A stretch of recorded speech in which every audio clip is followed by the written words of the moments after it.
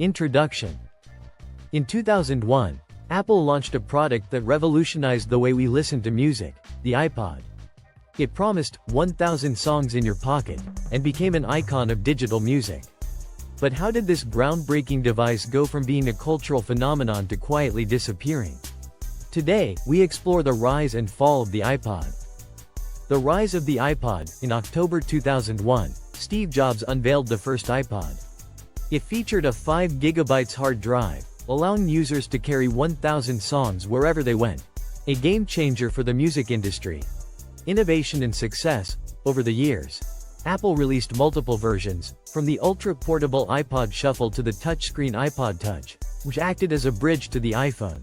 By 2007, Apple had sold over 100 million iPods, making it one of the best-selling gadgets in history.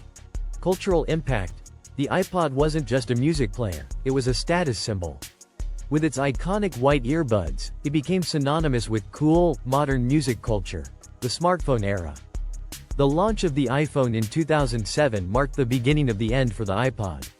Why carry two devices when one could do it all? Music apps like Spotify and Apple Music made streaming more convenient, further reducing the need for dedicated music players.